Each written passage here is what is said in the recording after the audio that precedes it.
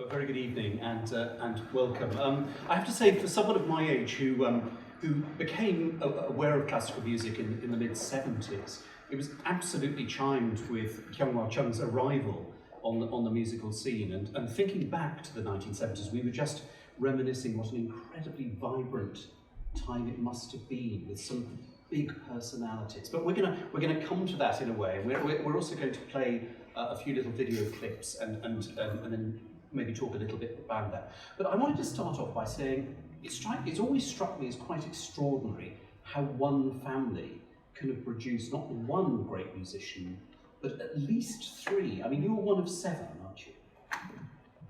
One of nine. Nine? Yes, but seven surviving. Oh, right. And professionally, there were four of us studying music and went on to, as a performer, three. The violin, cello, and the piano. Piano was the youngest, and now he is a very active, renowned conductor. So it was a piano trio, but we kind of know that story. But I mean, what was classical music like in Korea when you were growing up? I mean, was it sort of part of the fabric of cultural life there, or did your parents encourage you? I mean, how did you get drawn into the classical music world? You know, as you all know, time in 50s, to everybody's mind in the West, Korea was simply connected with Korean War, devastation, and it was absolutely the time where people lived with hope and dreams, and they did achieve their dream. And my family, my mother loved music, and she did try to have an attempt to perform the piano. And in fact, at EY University, where I became chair professor there a few years ago, and I was performing on the stage, my mother tried to play the Chopin's canto. And then she walked out after that, never looked back. And then she raised the family. But the Korea at that time, and this is not because there was no culture in Korea, because, you know, my uncle from my mother's side, that was her stepbrother, had studied violin in Russia. So, I mean, for you to think Korean fellow would be studying violin in Russia in late 1800s. So the culture was always there. When I was a child, the students, they only talked about opera, plays, and the literature. Everything was culture, art. And Korean people love music, and singing was everywhere. So Neapolitan songs were sung everywhere, and And you started off with piano, didn't you, before the violin? Piano, but my first performance was in radio station at age 3, singing. So my mother was very ambitious, but her success in raising us was wisdom of an incredible observation of going into a child's mind and reaction of what they love doing. And she knew, I was extremely shy, but she knew music somehow livened me up. And so, and she took me to the radio stations to sing. Then she gave me the piano, which I didn't particularly do very well. The violin, I excelled. Within 2 weeks, I could take it I loved the freedom. And this happened with every child. And so the most gifted brother simply didn't want to work. He would much rather go and listen to the performance rather than stand on the stage. So, and my mother had no objection of that. And so she created this world in the family. We were so free to express himself. We didn't have to live up to any expectation other than our dream. There's something out there that we could reach out and go beyond. So do you think you're older? Are you older than your musical siblings? I mean, did you sort of lead the way? I mean, Well, absolutely not. I'm, you know, my family has the name. Usually, when they move, in those days, 7 children, 9 children were small numbers. My classmates had 12, 15, and so usually the first name of the children were same. So in our family it was Myung, Myungso, Myunggun, Myunghwa, Myunghun, Myungcheon, Myunggu.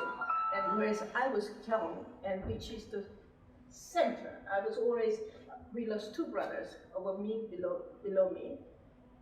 And I was Kyung because that Chinese character symbolized the capital, the center. So I was always a middle child. So 3 above, 3 below. Mm-hmm. Okay.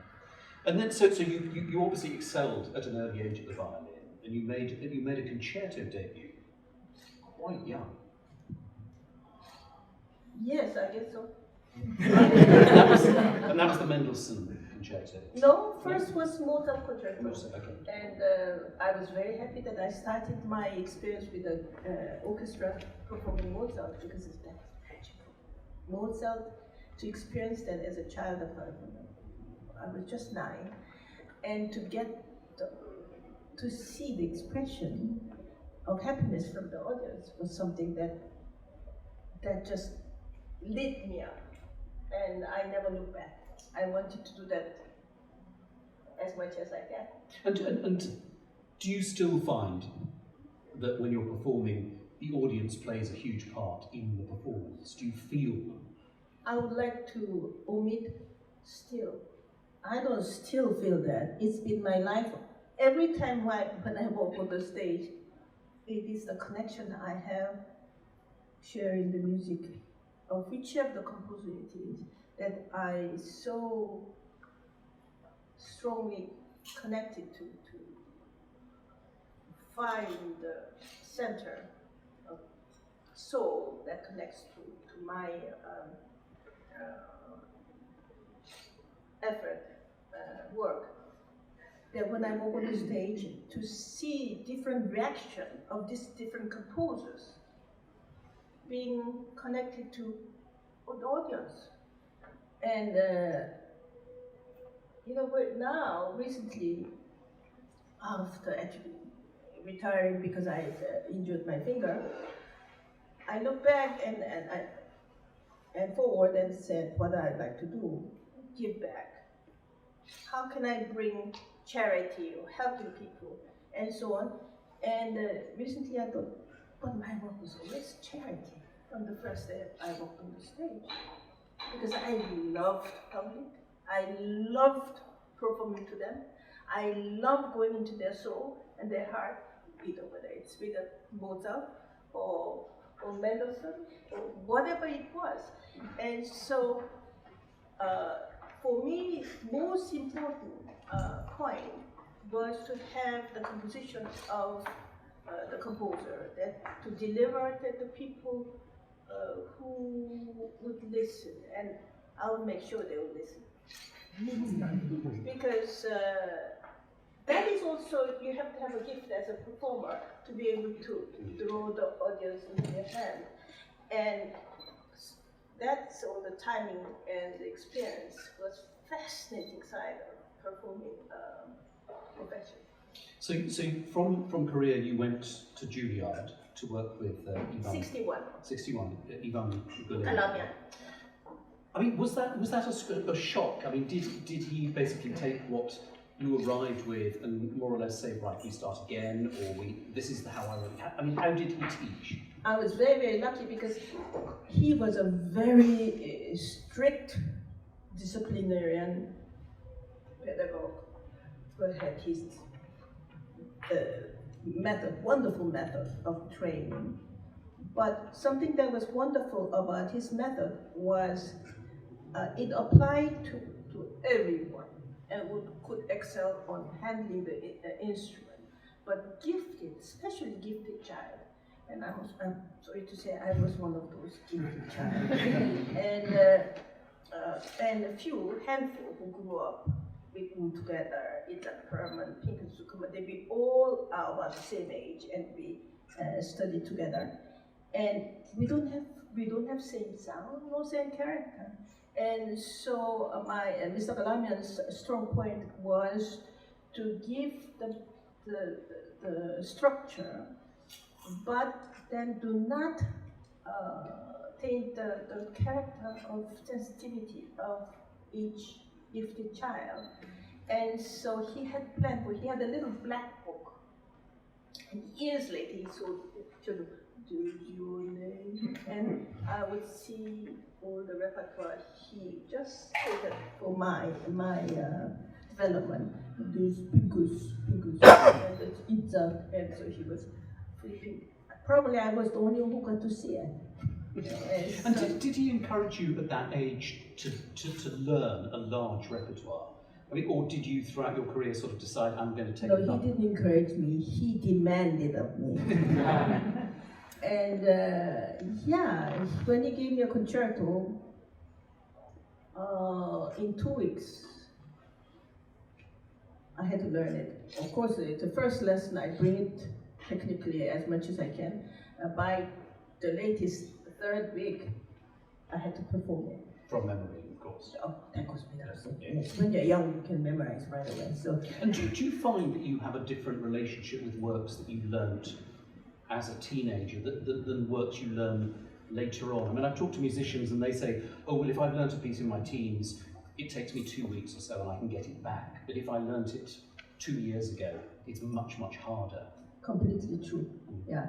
And so when I went to teach at Juilliard, 2005, after the injury, I retired, went to Juilliard to teach. And I checked my students. I had about 10 students. And I said, my wish is that you really get to play 6 unaccompanied Bach before you're 20. But they're well past 20. I wasn't very tactful. But in any case, yes, had I learned that, I learned 6 unaccompanied Bach by 17, 18, and had performed it at school. Because Galamian had a system, after you study, you play the class, or you played in the summer school. And so that all went through that experience of performing. A piece never comes alive until you perform it in public. No matter how much you prepare, at least that's for me, at home, something to do with just the contact with the public there. And so my work was trying so hard to prepare. Imagine the public is all there. And so I'll be completely ready. But the minute I walk on the stage, however small, I hated little rooms like this to play because I made me very nervous. The bigger the stage, the less nervous I was. My heart would be going like this, my ball would be going like this. And this all went through such a training. So, yes, Mr. Galamian was amazing trainer in that sense. Well, you obviously did a good job because you won, or you co-won, didn't you, the Leventhal Prize. You drew first place with Vikasukama. And then in 1970, you came over here, you stepped in at the last minute for It's at Poland in a concert conducted by He was having like his 5th child or something.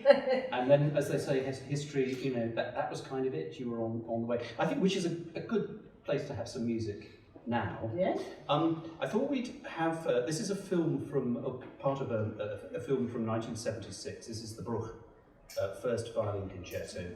LSO, Andrei Previn, in one of those studio performances that we don't get nowadays that the BBC mounted.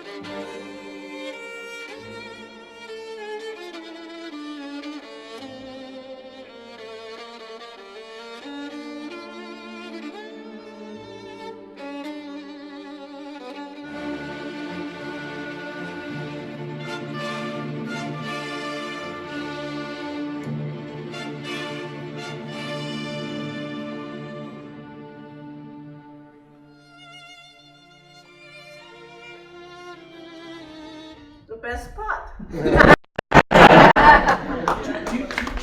listen to your own recording? I mean, once you've made a record, do you actually listen to it? I never did. I hate it more than anything. I used to cringe, but I had to listen to it for the first time quite a bit. 2005, when I was teaching at Juilliard, because I just wanted a certain reference. Because to be away from this, I couldn't play because of injuries. So then I listened quite a bit. Now, when you were in New York working at the Juilliard, I mean, there were lots of sort of senior musicians, violinists still performing. I mean, who were the ones who kind of I mean, Heifetz was still alive, Szigeti was still alive, Menuhin was still alive. I mean, who were the ones who kind of inspired you or excited you? One single artist out of everyone, and I still have his sound in my soul, is Paul Makhnovitsky, and he studied violin with Galamian when he was 4 years old in Paris, and in '65 he came to teach at Juilliard, and the system was that in the winter, I would go to prep school and my normal studies at high school. And then for summertime, for 12 to 14 weeks, I'll be studying. And there, I had a Galamian, Makhnovitsky, and in those days, it was all separate. Galamian just taught the violinistic repertoire, which means concerto and small pieces. And he did teach unaccompanied Bach. And Makhnovitsky taught 20th century music then, and then sonatas. So I studied Beethoven, Brahms, Debussy, and then Stravinsky, Bartok, Prokofiev, Galamian taught. And then Joseph Kingwall taught, he's a legendary musician, you might know his name. Indianapolis competition is named after him. And a fantastic chamber musician. He was concertmaster on the Zell and also Toscanini, NBC. And he was so different than Galamian. And to have this combination of teachers there for 12 weeks in the summertime was magical. And I could never, there was just simply enough time during the day. I would play average about 11 to 14 hours a day. Practicing my solo work and then rehearsing chamber music with kids and so on. So I would say Makhnovitsky was the most strong influence in sound, in terms of I didn't realize such a texture of variety can be executed on this instrument, because Galamian was basic. He had a wonderful guidance for phrasing and the basic knowledge and the command of the instrument to give that backbone. And Makhnovitsky had this magic, which when I was 15, I heard, in '65, I heard him play Alban Berg concerto performing at summer school. And I had not, that was the first time I heard that repertoire. And I was completely, as you say, bowled over. Could you, I mean, were they from different sort of violinistic, because once upon a time one could talk about the Russian school or the Belgian school or so on. I mean, were they? Magnitsky studied with Galamian, but he also studied with Jacques Thibault. Oh, right, okay. So, but to go back to your question, yes, like all violinists, I thought Heifetz was someone just inhuman. His consistency of what he could do, and everybody had, all American kids had complete obsession with Jascha Heifetz. And I've got to ask you, you have to tell the anecdote that we were talking about earlier, because I heard it years and years ago on the radio, and I got it slightly wrong, so maybe you could share it with us absolutely correctly. After I won the competition in 1967, by then I had studied more than 7 years with, about 7 years with Mr. Galamian, and I wanted to study with Jascha Heifetz. And Mr. Galamian would not provoke that, so without telling him, I made a trip to Los Angeles. And my sister, cellist, Kyung Wha, was already studying with Gramophone. And so I was told, she played regularly chamber music with Heifetz and all the musicians there. And my sister said, he's a very strange man. And so, oh, no, he'll be fine. I had confidence that I could, connect to him. But everybody warned me, you mustn't be late for the audition. If you're late, you won't even get into the door. And so in LA, with terrible highway traffic, and I thought I was late, I ran up to the studio, and it's a knocking, I banged on the door, and no answer. And suddenly, just out of this little crack, a face appeared, practically on my nose, and there was Jascha Heifetz. I was so shocked, and I said, I think I have an audition for you, for you. And he said, in 3 minutes. Bang, went the door on my nose. And somehow, I was terrified for that day, but somehow that made me so angry. I walked on into the audition, and he said, what do you want to play? And I said, Scottish fantasy. And I don't know how many of you are physically aware of what the violin does in terms of bowing. Hardest for me in those days was to start in softest pianissimo up on the seventh position on A string. And so I trained myself so much.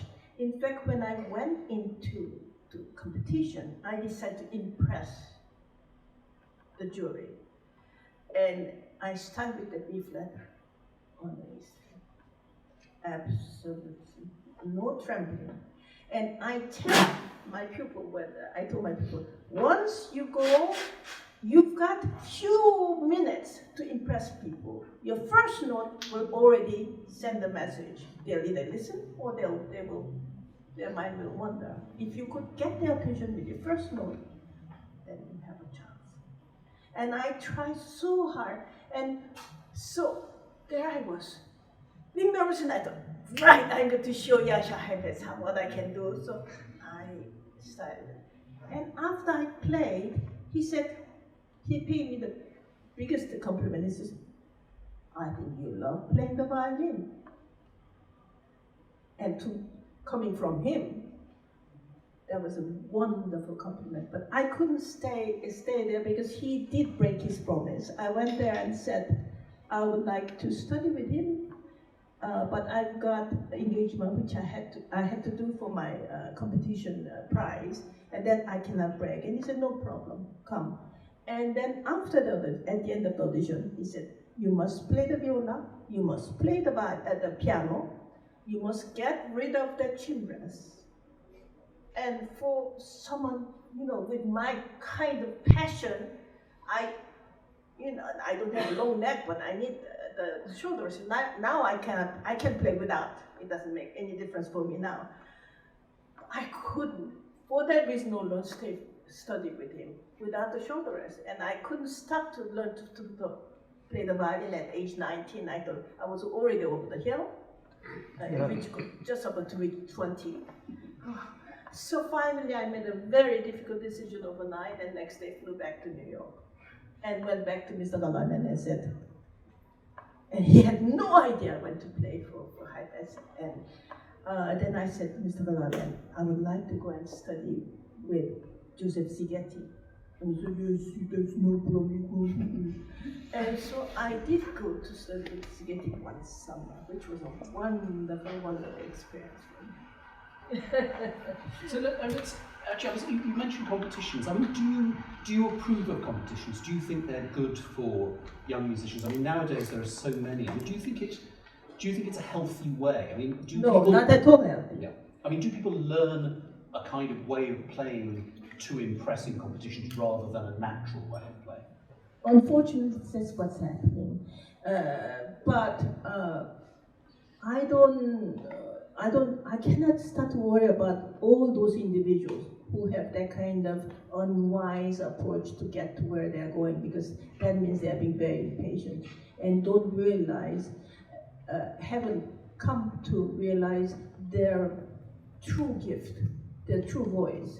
Because, but gifted ones who have right instinct and right honest humility, and we are the servant of messenger of the composers, and have a long view.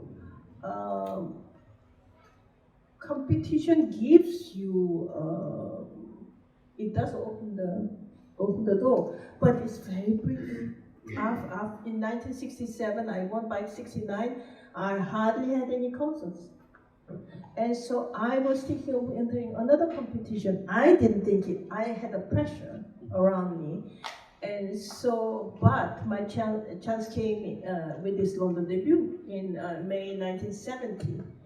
And that just saved me. And then London debut, and then my manager, who had so hindsight, took me to Kingsway and had an audition, half an hour audition, which I didn't think much of, and flew back to Korea for some concerts, and I received that they wanted me back to record. So I then recorded a Tchaikovsky, and Sibelius became my first recording, and Decca gave me the contract, for exclusive contract. And that's how I started my recording career. Competition, nowadays, there are so many competitions.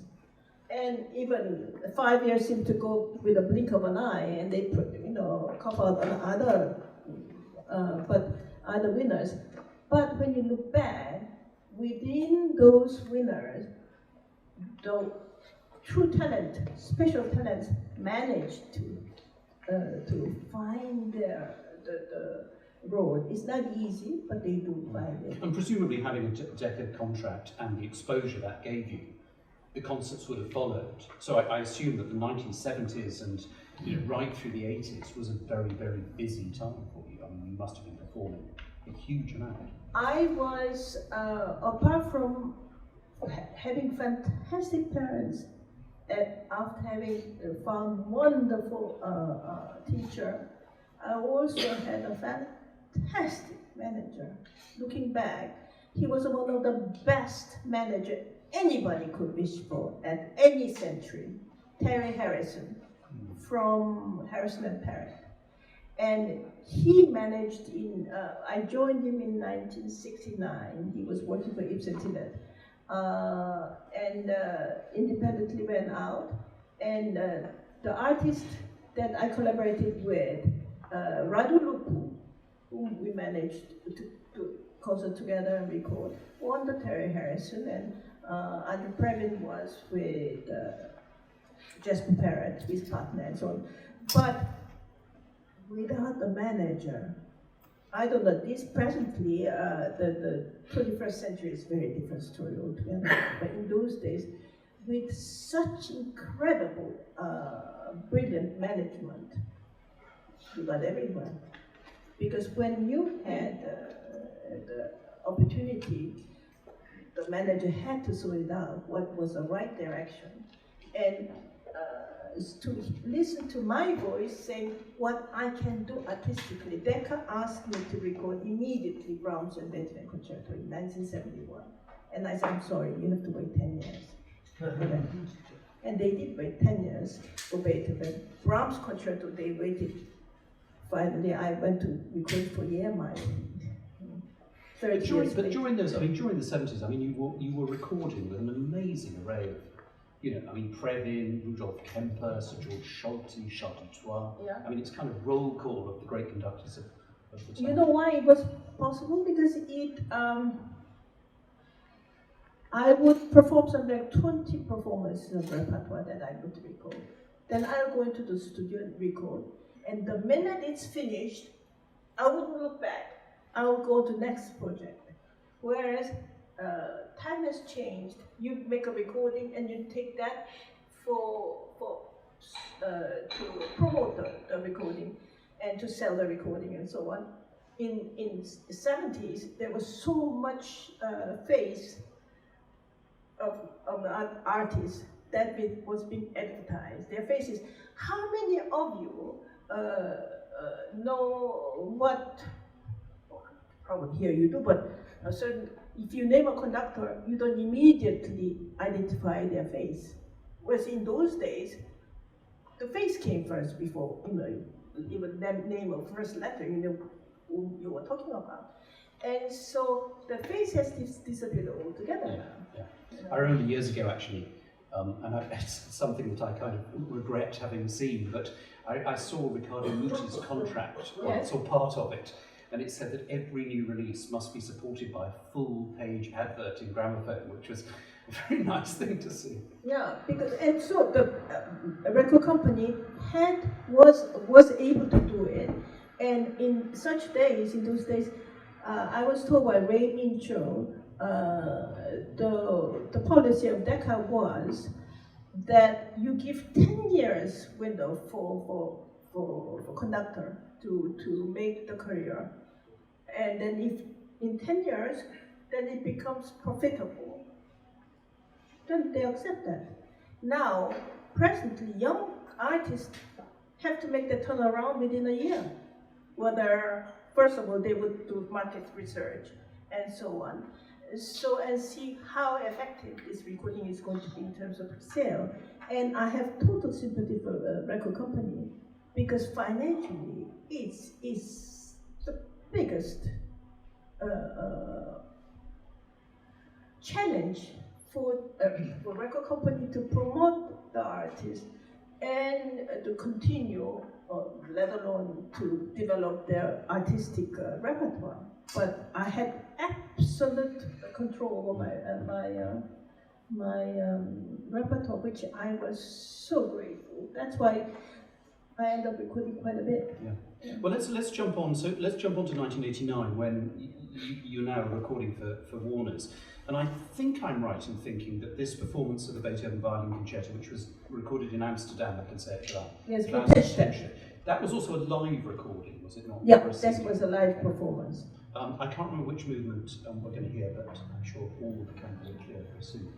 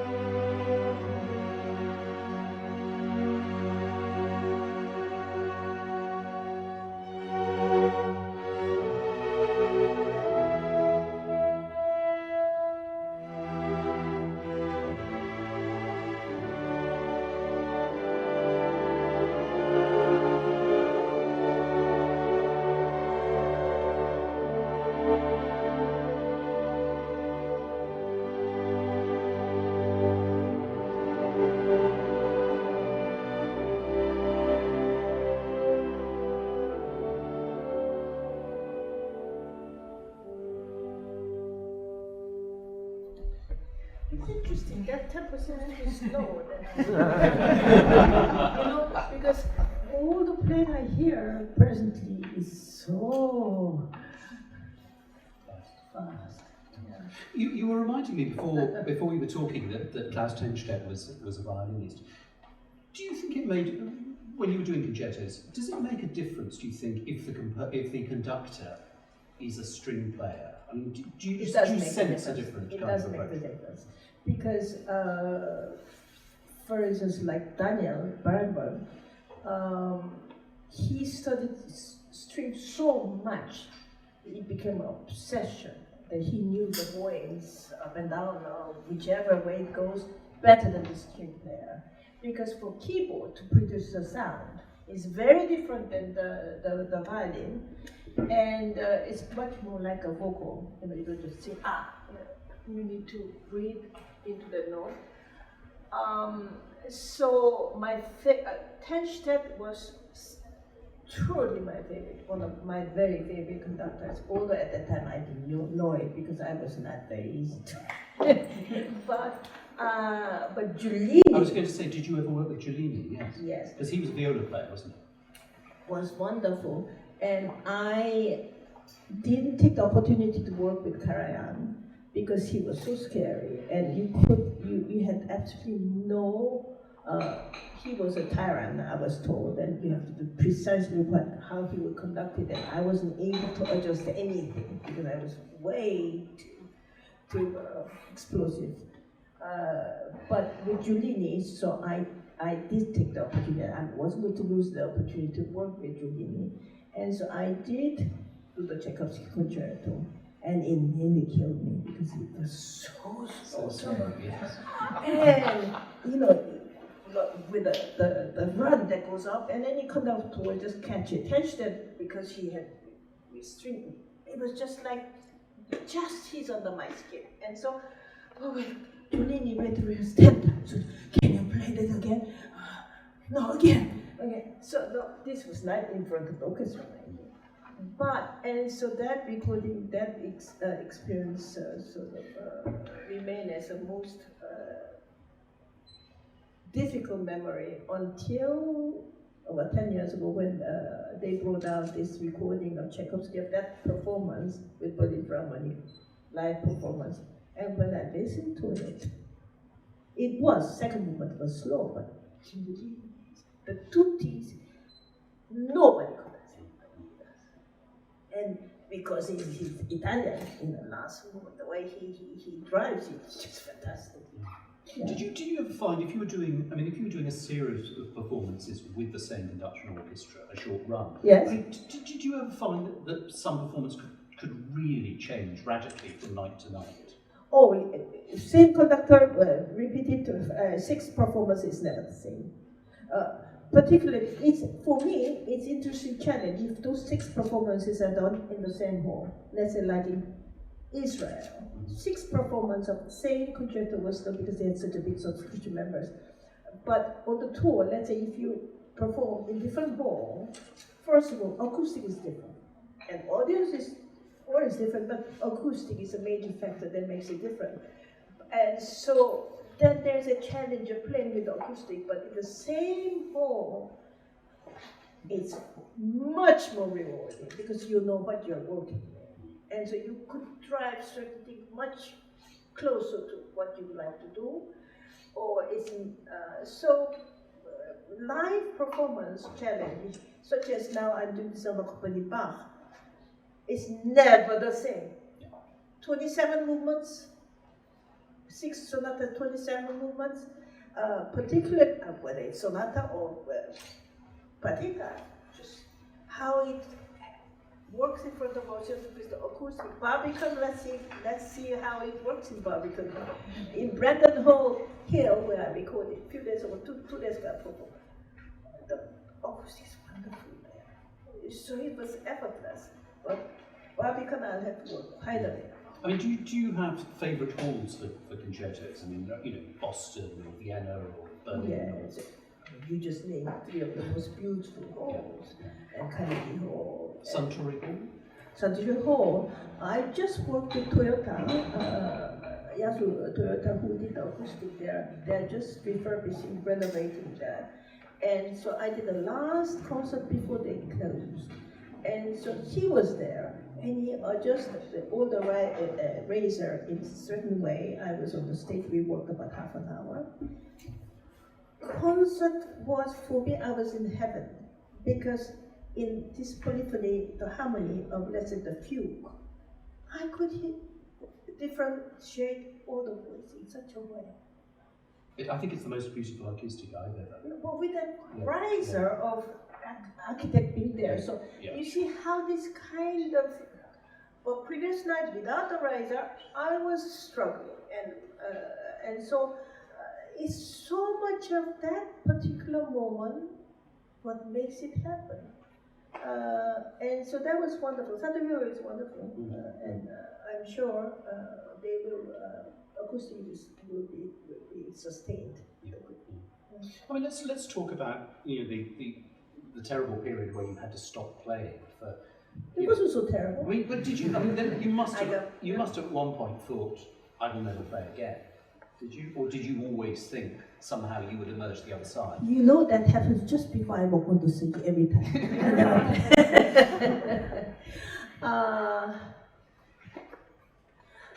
In 1989, I did get a blessing, a gift of faith, and that's what sustained me, and will sustain me until my last breath.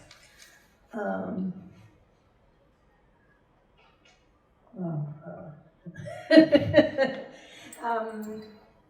mean, the idea of not being able to do something that was so integral to your life. Because whatever I do, I feel it's simply not good enough. Because whatever I do, there's so much possibility, and I've missed out so much. But at my age now, I did calm down quite a bit. And during that 5 years, going through teaching, because that was my way of giving back, I learned to work with, I had to teach you that violin, which was nightmare. And so after 5 years of that, Mr. Galaman did tell me always, use that. For me, it was my gift, my instinct, and I was way too impatient. So that went through that period of, for me, different relationship, myself to my own violin, and it's not touch anymore. I don't need it next to me. I could pick up the violin and there was 6 unaccompanied Bach without having hysteria of have I really checked every single movement and so on. And so freedom,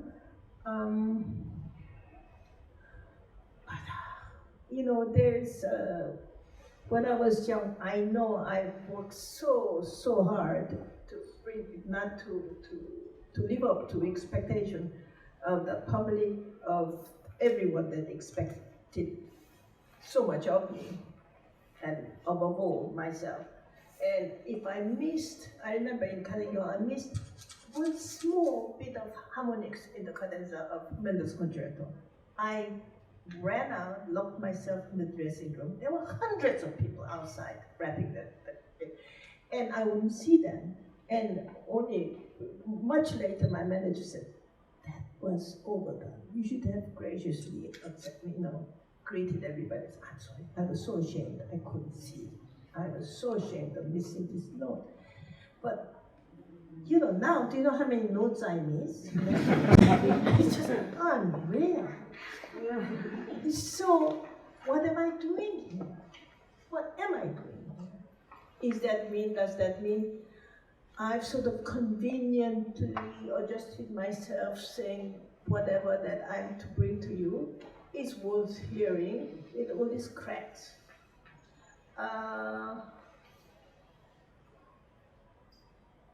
Partially, yes. Because something that I realize now, I never realized when I was so obsessed with pleasing everybody. Now, I don't try to please everybody. I don't. I cannot. In fact, this project I had no idea how difficult it is, doing 6-hour company Bach, all in one evening.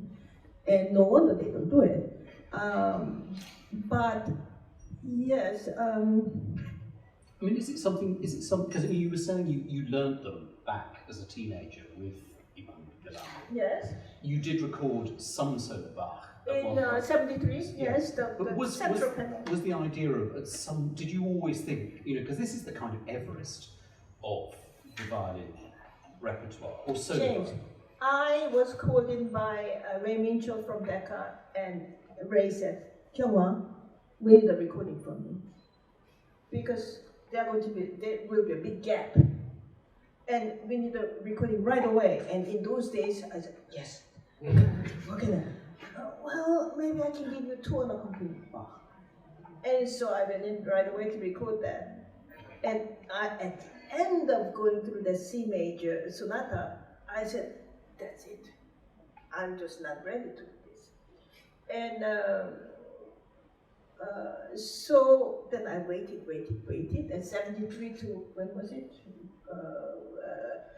2016. So what about 43 years. Yeah, 43 years. And all this time, when I stopped playing the violin, this is all because Bach, my arithmetic is much better than that.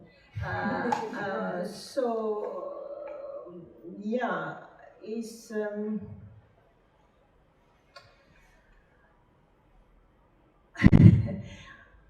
Tara Warner, she's here. I promised Warner I'll make 3 recordings.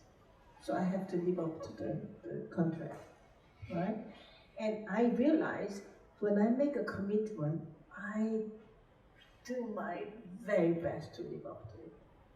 And so I thought if I don't do the Bach before anything, I'll never do it. So I tackle the Bach first.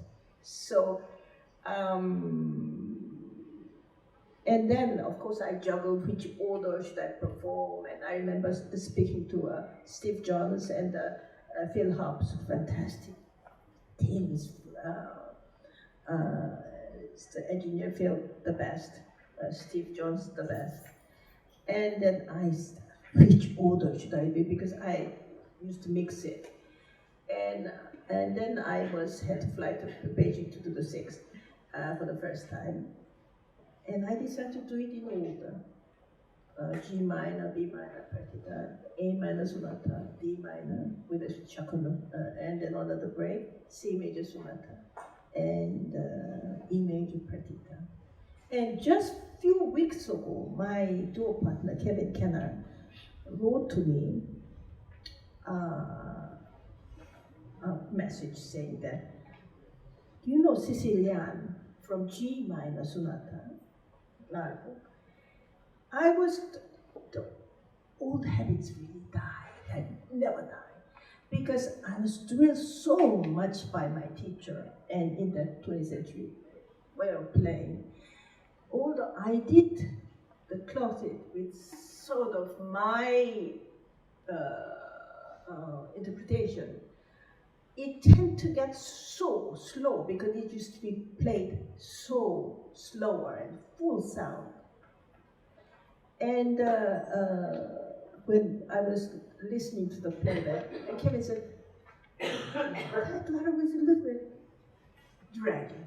I mean, he is very subtle, so he didn't say dragging, but and so now there has been a book that's been published last year by Benjamin Schut. He's a violinist. He teaches in Oklahoma, and Kevin Cannon pointed that book out, so I immediately ordered it. It's 6 solo, Bach, and he goes to all this analysis of this work, and as first sonata is the birth of Christ, and so on. The Chaconda becomes the Golgotha, the crucifixion, and before there's whole explanation, and the C major sonata is the resurrection, and so on. This goes on, and actually I ordered this book, but I didn't want to look at it. I said, I'm not going to read it until I finish my Carnegie Hall concert. I just don't want to know. Because I lived 55 years with it, and I had my daughters. But I couldn't stay away from it. I read it. And it was interesting because the journey I went through and my thought that's behind it, I incorporated actually the Old Testament and New Testament all together into that sixth Bach. But for him, it's the New Testament. And so for me, the G minor chord was the Genesis first verse of God created the world. So G minor chord, whole universe opening up. So it is knowing how Bach connected of his work through such deep faith he had. And he was brought up in Lutheran church. And so it is utmost importance that you have to be aware where it all comes from. But at the end, finally, I'm not an intellectual person. I'm an instinctive person. When I picked up the violin, what I felt still feels now, and the whole world approves of it for some reason. So I know what I want, not because I am so confident.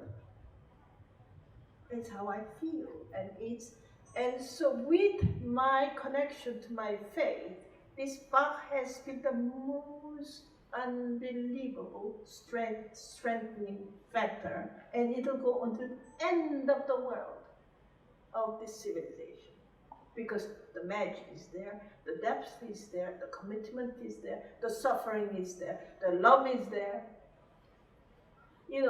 Old Testament are the law, New Testament is love. And so, and I have never not loved. I loved my audience to death. I was always trying to please my audience.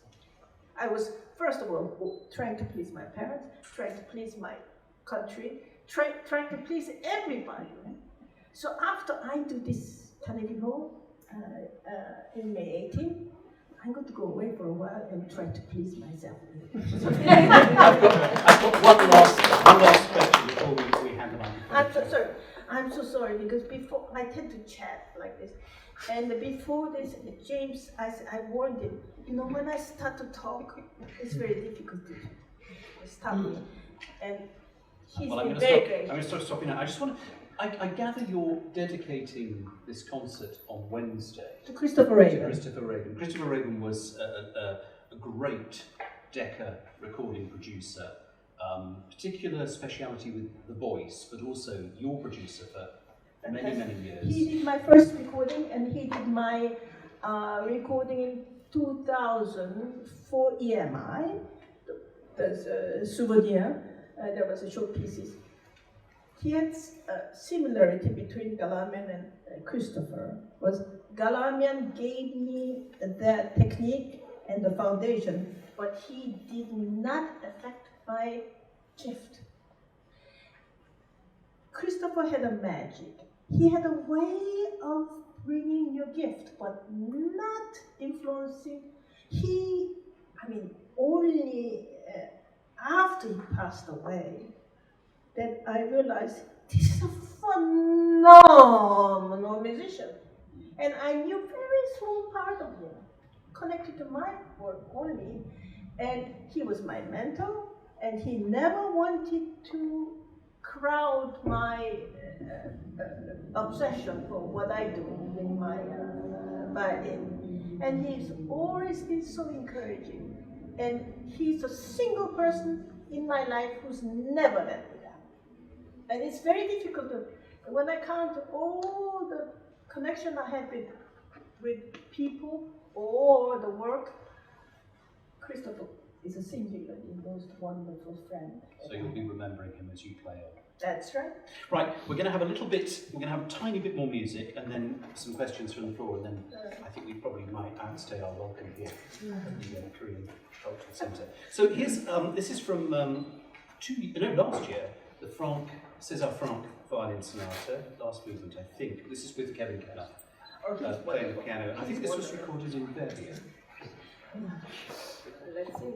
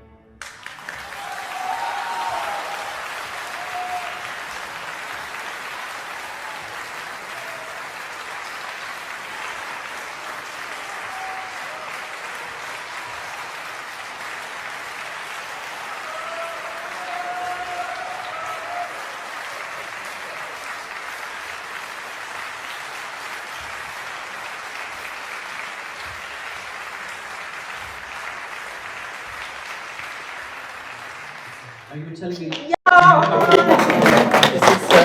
we can expect a new recording of this Yes. with the Beethoven Spring and the Brahms D minor. D minus. Right, some questions. Would anyone like to ask? Do you want to take Oh, the no. Hi.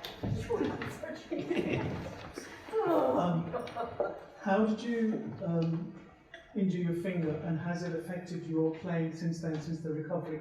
Does it still affect you at all? It was just a small minor irritation, and unfortunately the doctor gave me too much injection, huge injection of cortisone. That's very dangerous. And since then, I mean, 5 years for it, I went through physiotherapy. But after that, you know how many operations I had with this hand on the thumb, ring finger, and so on. It never stops. And my playing is, there's no way I can play technically clean now. That simply isn't. Because the reaction is not fast. And I cannot practice now. Because it gets, and I was on the painkiller all throughout. And so now I'm off it. And I will see how much longer I can do. But I'm just thrilled to make music. We are too.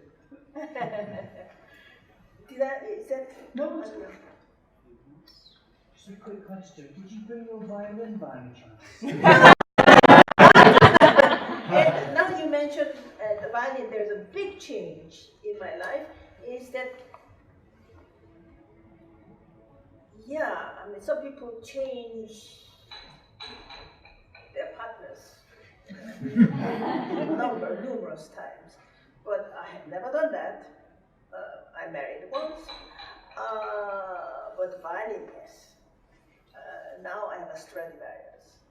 I started Stradivarius in '67. I had my first, just after competition, or '68. Stradivarius, long pattern, beautiful instrument. That's where I did the Tchaikovsky and Sibelius recording in first, or 2 recordings of Decca. And then in '73, in fact, the Bach recording for Decca was Donald Guarnerius, Kubli Guarnerius. And then from '83, I had another Guarnerius. And then all the rest, the Tenstedt recording was done on Rode Guarneri of 1734. But last summer, I met last companion of my life. Stradivarius, a good period, 1702. It's got the name King Maximilian, Joseph Maximilian of Bavaria, bought it for his court. He was a great music lover, and so it was played in his court, and it's got a stamp of JM on the top of the body. And it is still at its young age of relation, but from what I make out of it, maybe because I've played the Guarneri so long, I'm trying to bring out the characters of Guarneri, but I think basically this violin is it's the smallest instrument Stradivarius made. In fact, I didn't know until last summer such an instrument exists of such a small size. It's almost like a 7/8 size. It fits right on my hand. And so I can stretch the D minor chord of the chaconne without pain. This really, I can do it without thinking, whereas with the bonnet, it's tremendous effort. And so, there you are. Very short answer to my latest club. And you can go and hear it on Wednesday. Well, there are some copies of the Bach available to purchase, and I'm sure Kyung Wha will sign them if you like. It just leaves me to say thank you so much for sharing your life story, your wisdom, and some wonderful stories. Thank you for all the music making down the years and continued into the future. Thanks to this wonderful audience and to all the people watching on Facebook. Kyung Wha, thank you so much. Thank you very much.